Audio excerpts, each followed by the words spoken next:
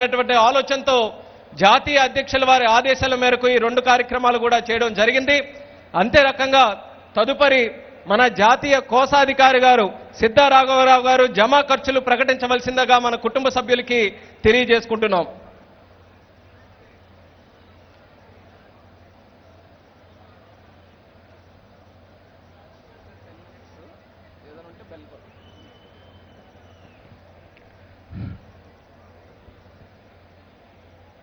జాతీయ పార్టీ అధ్యక్షులు పెద్దలు గౌరవనీయులు ముఖ్యమంత్రి గారు నారా చంద్రబాబు నాయుడు గారు, వేదిక అలంకరించిన పోలిట్ బ్యూరో సభ్యులు, సహచర మంత్రివర్యులు, ఎమ్మెల్యేలు, ఎమ్మెల్సీ జరుగుతూ ఉంది. 31/3/2017 నాటికి ముగిసిన సంవత్సరానికి గాను తెలుగుదేశం పార్టీ యొక్క సంక్షిప్త ఆర్థిక వివరాలు ఈ కింద విధంగా ఉంది. ఖర్చులు: ప్రచార ఖర్చు 1,74,83,000. ఆఫీస్ అద్దె చెల్లించింది 1,28,01,000.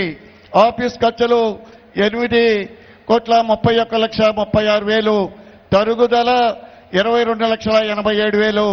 ఉద్యోగస్తుల శాలరీస్ 1,70,44,000. కార్యకర్తల సంక్షేమ బీమా చెల్లింపు 10,46,15,000. ఇతర ఖర్చులు 61,05,000. మొత్తం ఖర్చు 24,34,76,000. మిగులు 48,57,77,000.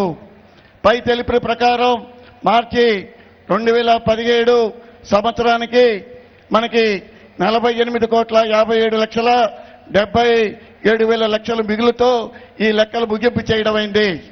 అదే కాకుండా 31/3/2017 నాటికి పార్టీ యొక్క నికర ఆస్తుల విలువ 1,48,48,19,000గా ఉన్నది. అందువల్ల ప్రతి ఒక్కరు కూడా ఇవన్నీ కూడా మీకు సభలో మేము ముందు ఉంచడం అయింది. దీని అందరూ కూడా మీరు ఆమోదిస్తూ, అదేవిధంగా మన ప్రధాన కార్యదర్శి లోకేష్ గారు పార్టీ కార్యకర్తల సంక్షేమ నిధి ఏర్పాటు చేసి అనేక రకాలుగా ఈరోజు భారతదేశంలో ఏ పార్టీలు చేయలేని విధంగా 74 లక్షల సభ్యత్వం చేయించి అన్ని విధాలుగా కూడా ఎక్కడికక్కడ ఆదుకుని ముందుకెళ్ళిన ఏకైక పార్టీ మన తెలుగుదేశం పార్టీ తప్ప భారతదేశంలో ఏ పార్టీ కూడా లేదని మహానాడు కార్యక్రమంలో మీ అందరూ కూడా తెలియపరుస్తున్నాను. ఈ నివేదికని మీ అందరూ కూడా హర్షోద్గారాల మధ్య ఆమోదించాలని మనస్ఫూర్తిగా కోరుకుంటూ నేను సెలవు తీసుకుంటున్నాను.